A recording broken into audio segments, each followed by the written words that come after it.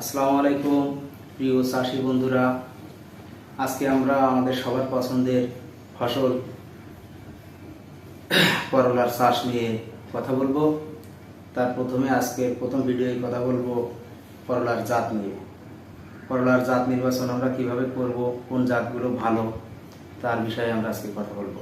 প্রথমে আমি কথা বলবো বাংলাদেশের বিখ্যাত জাত গুলরি সম্পর্কে, যা বাংলাদেশে বহুল প্রচলিত একটি জাত। আমরা সবাই রোপণ করি এবং আমি নিজে করেছি।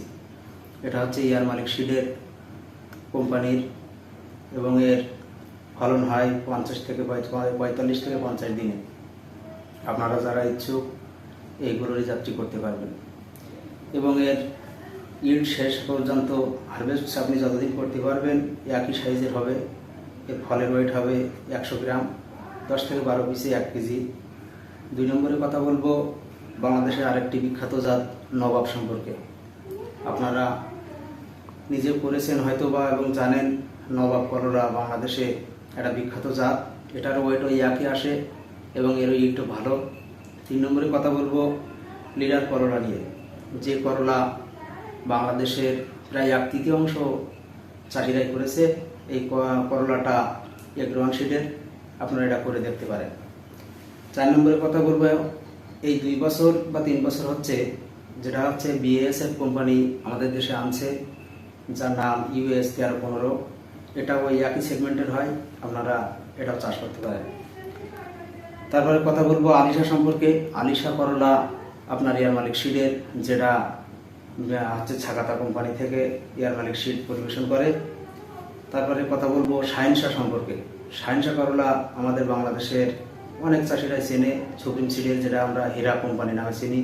এটাও আমি করেছি, বহুদিন যাবৎ করলা চাষ করতেছি। শাহিনশা আমি বহুদিন করছি, ভালো। তারপরে কথা বলবো দুর্বার, যেটা আপনার মাঝারি সেগমেন্টেরও হয়। আপনি বড় করতে চাইলে বড় হবে। আপনি যদি মনে করেন যে না আমি 100 গ্রামের ভিতরে রাখবো গুলরির মতন, এটা হবে ওই একই কোম্পানির ইয়ার মালিক সিডের।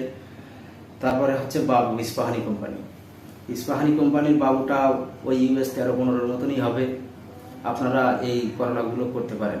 তাছাড়া আপনাদের পছন্দের জাত আপনারা নির্বাচন করতে পারেন, অন্য কোম্পানি হলেও সমস্যা নেই, যেহেতু আমি কোনো কোম্পানির প্রচারের সাথে কথা বলছি না। তবে এই যেগুলো করলার ভিতরে আমি নিজে যেগুলো করেছি তার ভিতরে গুলরি আমার কাছে সবচেয়ে ভালো লেগেছে, কারণ এর 50 পিসের প্যাকেট আছে এবং 100 পিসের প্যাকেট আছে, যার জার্মিনেশন রেট 100%।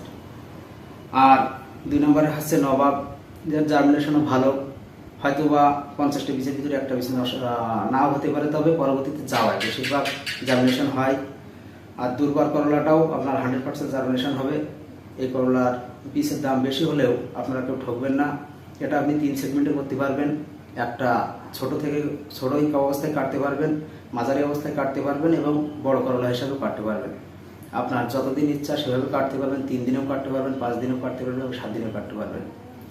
তারপরে যে করলাগুলো আমরা চাষ করব তার পরিচর্যা কীভাবে করব পরবর্তী ভিডিওতে ইনশাল্লাহ দেখাবো। আজকের এই পর্যন্তই, সবাই ভালো থাকবেন।